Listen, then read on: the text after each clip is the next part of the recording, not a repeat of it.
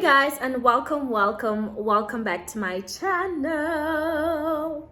I'm back with another video on the channel Yami. If you don't know, my name is Anita Musa, and if you have not subscribed, please do so. It's a new year, do the Lord's work. Just subscribe to the channel. It's free of charge.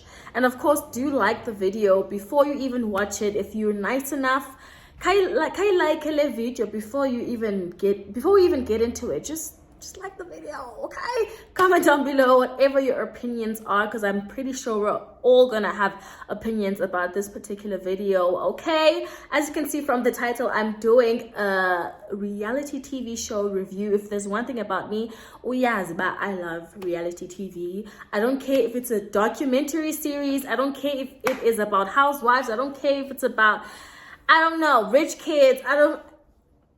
Preachers' husbands, preachers' lives, basketball, everything. I'm within. No housewives of crabs. Really?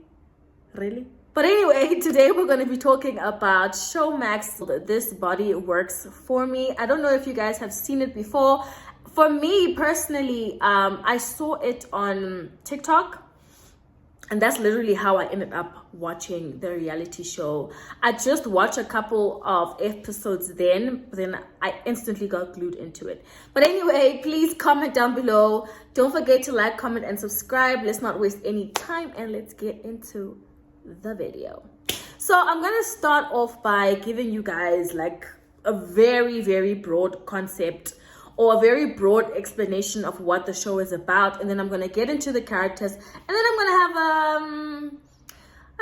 I'll have my own views and opinions about the show, and I also want to speak on like how my initial response was to the show, and now how I'm starting to understand the show a little bit. Okay, so shout out to Showmax for creating this something. If there's one thing I can tell you about South African media and South African productions, we're definitely stepping outside of our comfort zone.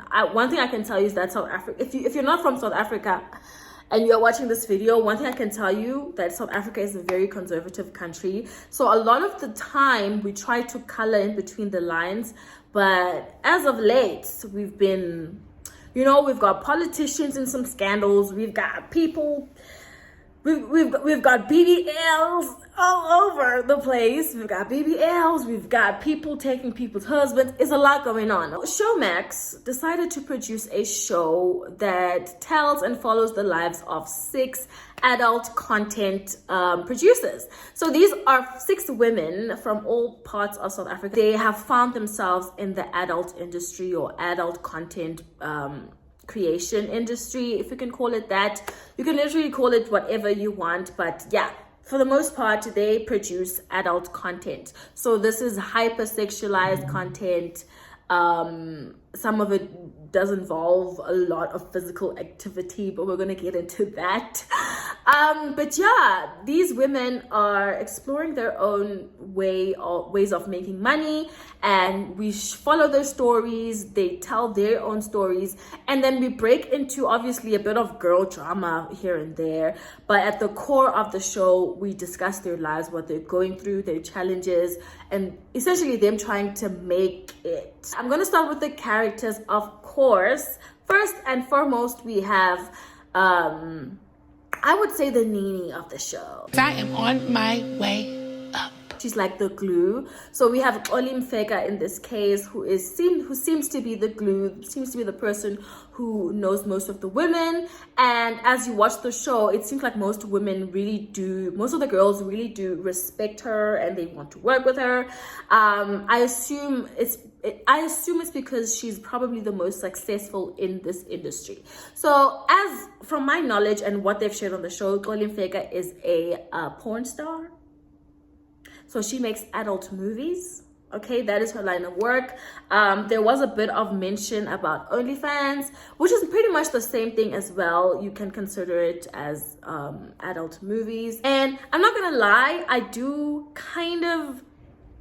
I instantly was drawn to her. I don't know, she's my type. I'm obviously very heterosexual, but if I were a guy, I would definitely like plus size women. Moving along, so first we have Olim Fega, secondly we have Wendy Ndlovu. Wendy Ndlovu was probably the most posted person on TikTok. How I ended up watching the show is because I kept seeing videos of this lady who just says the most I don't want to say vulgar, but she definitely doesn't hold back in terms of her opinions and what she has to say, and just her whole demeanor. She's very just like, this, it is what it is. This is, you know, I'm gonna keep it raw. Okay, she's very straightforward and direct. So she makes OnlyFans content, which is pretty much the same as Olim Vega, because she also mentions a lot about wanting to become a porn star, like a popular porn star. So she's also in that industry of making adult movies, and you will see as the show progresses that she actually collaborates with Olim Vega. But yeah, that is Wendy, probably the most villainous character in my opinion. I feel like there's a part in the show where she becomes unnecessarily stubborn and unnecessarily picky, you know, which I guess it might be her personality, or she just wanted to be the drama. Okay, so next we have Nelly. Not really too much to say about this character in my opinion. Nelly is a stripper from the Eastern Cape. I'd say Nelly isn't too much of a prominent character on the show. I know there's a storyline based on her getting fired because Primadonna posted her or whatever, something like that. But I honestly feel like that whole storyline was a bit bland. I do understand that having a friend that gets you fired is probably, yeah, it warrants a lot of drama. It warrants a lot of beef. Kodwa, I just felt like it was dragged. And I know that they probably do this a lot in reality shows where one storyline is dragged. Yeah, they definitely did that with the whole Nelly saga. So we have Gina. Gina for me is also like a mild character on the show. One thing I can say is that Gina, to me, my own observation is that she's quite smart. And this is not to say that other women aren't, but I would notice in Jay, like a lot of her opinions or her confessionals, she has a lot to say. She also is a little bit calculated, but not in a bad way. I don't know. I don't really have beef with Gina like that. Yeah. Then we have Primadonna, also a stripper. Primadonna becomes the villain of the show. Is it me? Am I the drama? I don't think I'm the drama. Maybe I am. Am I the villain? I don't think I'm the villain. I never saw that coming. I knew that she would be noticeable on the show because you can tell from her accent, she kind of like wants to emulate this whole hip-hop girl, American Cardi B type of situation. So a lot of the time she is animated, and I guess I figured that the girls wouldn't take her seriously because of how animated she is, but she ended up being the biggest threat. I do feel like it's again like a baseless beef in my opinion. And I was worried that the show would be focused on making the girls fight with one another, which is gonna bore me to death. Because also, if we're gonna fight about the same thing, it's gonna get boring. It genuinely is gonna get boring. Okay, moving along, we have Bubbly. Bubbly for me, I thought she was an extra, but she also becomes like her own self on the show. Funny enough, there is a video from back in 2020. Yeah, back in 2020 during COVID times, and there's this Herbalife guy, I think to me something, but he kept doing these videos where people would hop on and they would twerk for money. Bubbly is the culprit, the girl who fell. It's Bubbly.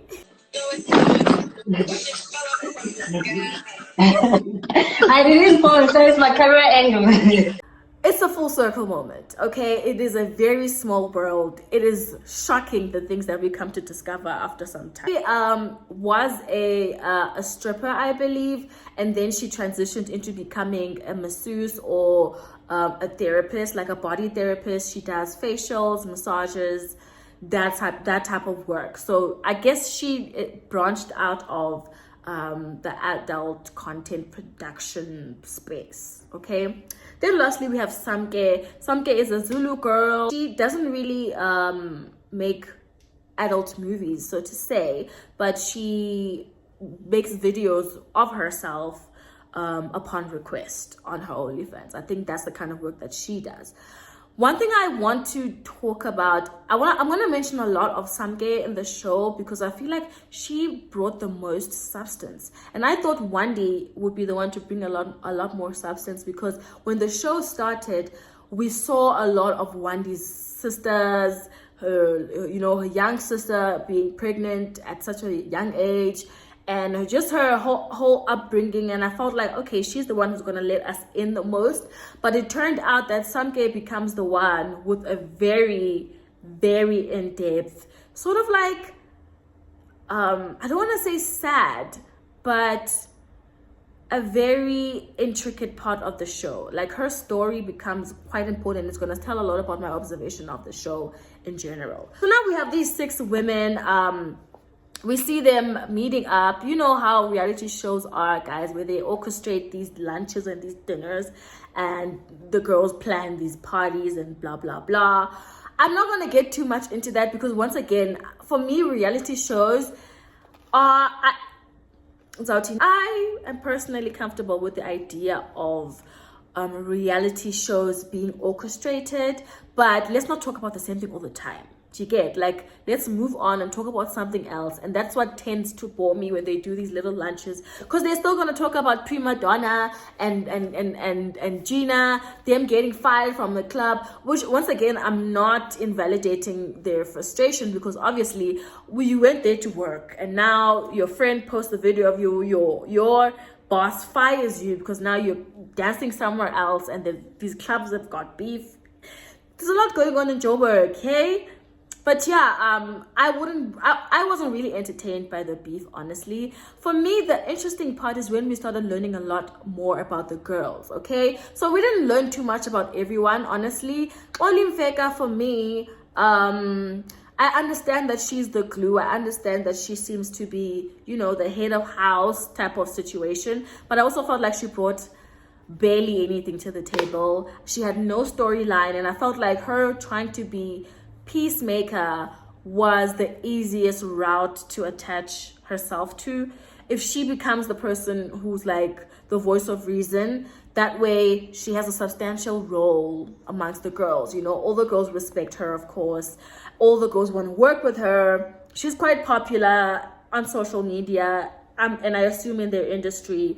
So yeah, she has that already, but still I felt like she had to give us something. Like, she gave us absolutely nothing. We don't know much about her life, how she got into the industry, but I will say she's still one of my faves, but I also feel like she's like meh. I'm gonna talk about Wendy. Wendy held her own, in my opinion. Wendy held her own. She was the drama, but I also felt like she's just a young person trying. I think Wendy is the one who said that she was 20 years old. And I feel like for me, and I know a lot of people have a lot of opinions on the show. I've seen a couple of comments, a bit of an uproar on TikTok, Twitter. Everyone is like, why is Showmax giving this type of content a platform? But the reality, guys, is that their lives aren't taboo in South Africa. So I feel like there's a room to explore that. And the show, once you watch the show with a rational eye, you start realizing the show isn't even about trying to push the agenda or trying to make it seem like here are these girls who are securing the bag and they're creating all this adult content. And this is all my opinion, guys. In my opinion, those girls are trying their best and they're dealing with a lot, much like everybody else. For the most part, the girls really expressed how much money they weren't even making. It was an eye-opener, because I know it's easy for people to judge them and say, oh my gosh, why are they doing this? But if you follow their stories, a lot of them fell into that industry because they felt like they didn't have an option. I know Samke, for instance, mentioned that she only got into this industry because her mother used to be somewhat the same. Well, she mentioned that her mom used to have multiple partners, and that sort of like conditioned her into thinking, okay, I need to benefit this way. I'm a woman and I need to use that as an advantage. Hence, this body works for me. So for something like that, and for someone to express that, you can definitely see that this isn't really an ideal situation for them either. Once again, I said the girls mentioned a lot about being broke, how they're trying to hustle, how they're trying to find different ways. And this is not to say that they're expected to have money, but the conditioning, a lot of people look at girls like that and be like, oh, y'all are so desperate for money, or oh, y'all will do anything for money. But because of their upbringing and their stories, you come to realize that these women feel like or felt like they didn't have any other option, and this was probably the most easiest option for them to get into. Now, this is obviously not a conversation to judge anyone or delve into anyone's life like that, because ultimately no one's life is really perfect. But for me, it was sort of like sensitive to hear that these are young girls who, most of them were conditioned into this kind of industry, which says a lot about South Africa as a country, because in as much as these things do happen, there's very little education behind it. There's very little protection behind it. So a lot of these young girls are getting into these industries with little to no knowledge. I know Wendy mentioned something about getting catfished and robbed by some guy. Like, not that those things don't happen to everyone, but if women in that type of industry were protected, things like this wouldn't be happening. That's just my opinion. Because Samke's story becomes the most tragic, I think. She is a mom. Samke is a mom, a mother of 2 or 3 kids, I believe, or 2 kids that were from different fathers. And so, oh guys, I was watching this episode quite recently, and I was like, this is so sad, because of the line of work that she's in, and of course her trauma, growing up with a mother who exposed her, to this line of work, if you could say. She feels now that because she's carrying so much childhood trauma, she wouldn't want to bring her children into the same system. So she'd rather not be a mom. She'd rather give up the role of being a mom. And it's so easy for people to receive that and being like, oh no, she wants to go and enjoy her life and stand and not worry about her kids. But I think for me, you can see the pain in what she's doing, and she's literally trying to do the best that she can. Please, I'll comment the guys down below if you guys don't share the same opinions. But I feel like for me, it has to come from such a sore part of herself to be like, I don't want my children to go through what I went through. But simultaneously, but at the same time, you could say, why doesn't she go find something else? Why not leave this industry if she knows that it is attached to so much trauma that she clearly hasn't dealt with herself? Why would she then put her children into the same situation? But also at the same time, we live in a country where unemployment is the highest in the world. So it's not to say there's never a way out, but it's just a tight situation, and I really empathize with her story and her mom not taking any accountability. Yeah, guys, I watched the episode where the mom was having a conversation with Samke, talking about how she wants to see her grandchildren, and Samke kept expressing, "Banama, you growing up and seeing you and your life messed me up." And the mom is failing to acknowledge that because she has a degree and she went through school. And a lot of the time, African parents do reason in that sense, where they say love is based on what I've done for you, what I've given you, and not necessarily the treatment and the conditioning and the lack of affection.